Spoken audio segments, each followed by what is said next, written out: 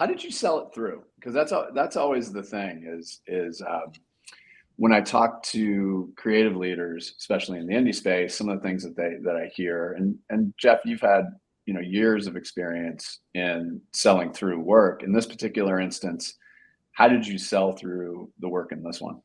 Well, Jeff's got a saying he taught me, Doug, which is that you don't sell great work, right? Great work happens because of trust. And That's fair.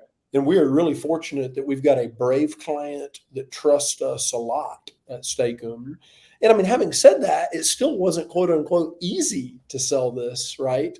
The client had to get on board, and it's a balance, right? Because the client wants to sell product, but they also Hmm. want to do good in the world.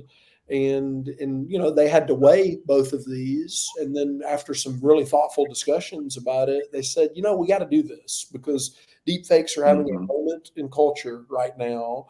Regular people do not understand the threats on it. Steakum has permission to come in and have this discussion, and we stand for 100% real, and we're going to make the world a better place doing this. And even though it's an unbelievably soft sell, we're going to make more people aware of the brand. There's going to be more brand love. They're going to remember that when they're going down the freezer Right.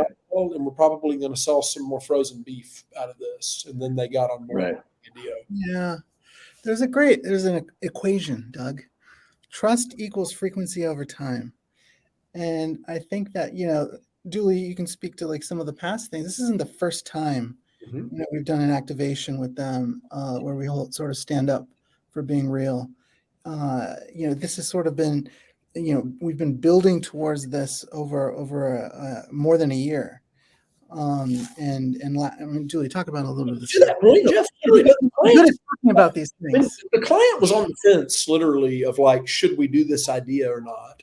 And Vice President of Marketing, Max, I remember him saying, he said, and this is the other idea I'm going to bring up, Doug, was a silly idea. It was not a purpose thing, but we did a big activation last year that was sort of art imitating life, I guess, where consumers were calling Steakum beef sheets on social media and then making fun of it. And then we just decided to own it. And we started talking about beef sheets on Twitter, and everybody laughed. And then we had this idea at the agency. We said, okay, well, if we literally make beef sheets and everybody laughs about it, what if we made actual beef sheets? So we made queen-sized beef sheets that looked like Steakum beef. We did a photo shoot at the agency. Julie, what about the university? Well, I'm going to finish the beef sheets thought, because the client bought that idea, and they literally told me at the time, they're like, this is silly. This is ridiculous. Is anything going to happen with this? And the next thing you know, Jimmy Kimmel did a skit about it, and it got all of this media nationally. And Steakum saw a sales spike out of it. And they said, my gosh, well, if you can get us into culture and get earned media out of making beef sheets, then we ought to listen to you and trust you on this too. And then Interesting. And then to your point, Jeff, about frequency over time, that gave us some credibility when we saw misinformation making its way into the metaverse last year. And every CPG brand was clamoring to figure out what their metaverse activation was. And they really had no permission to be in the metaverse, and they didn't have an idea.